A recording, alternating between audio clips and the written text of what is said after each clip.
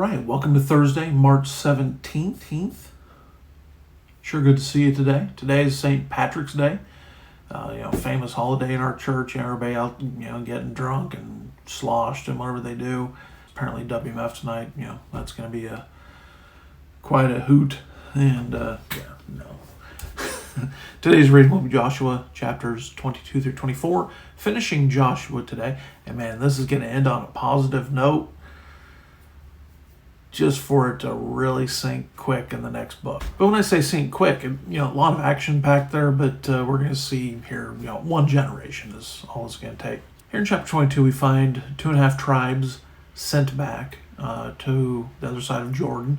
Slight misunderstanding about an altar that's being built. What I appreciate about this misunderstanding is the zealousness of the 10 tribes. If you're going to go after other gods, we're going to fight you.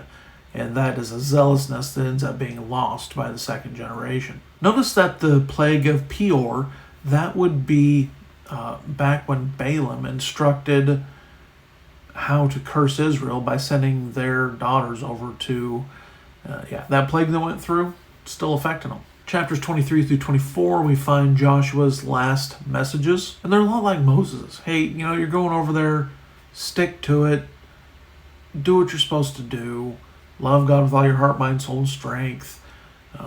But this back and forth that we see between Israel and Joshua in this chapter is super encouraging. And that generation keeps the promise. Joshua tells us that Abraham's family, including his father Nahor, were idolaters. And part of the reason that God called him out of Mesopotamia. Now, it's interesting there. Remember, somebody has a heart for the Lord. I believe, like you look at the story of the Macedonian call. You have a heart for the Lord. I believe that God will work it out to send somebody to talk to you. I just believe that. But notice there when it talks about the flood, especially in verses 2 and 3, you look at the timeline. Abraham was born 400 years after the flood. So he wasn't on the other side of the flood. But what this is, and I'm sorry I didn't notice this until this time through, I tell you, these videos are a great exercise for me. Stop, pay attention to the details. And here, when it's talking about the flood, it's not talking about the flood, Noah's flood. It's talking about the Euphrates River. And so apparently at this time, they would, or the Tigris, I'm not sure, but they referred to that area as the flood. So the other side of flood would be Ur of the Chaldees.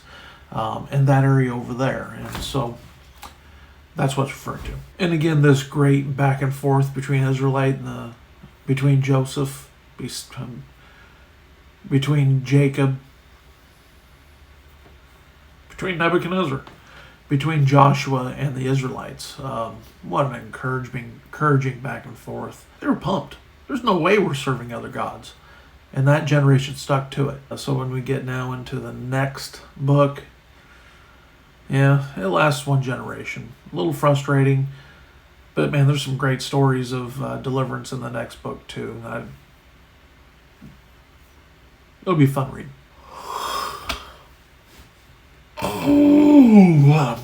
All right. I hope you enjoyed also tonight's Bible study on the 12 tribes of Israel. I learned something from that, and again, came from paying attention on these Bible studies, or on these readings and the videos. And so, hey, have a happy Thursday. Hope you have a great day, and we'll catch you tomorrow.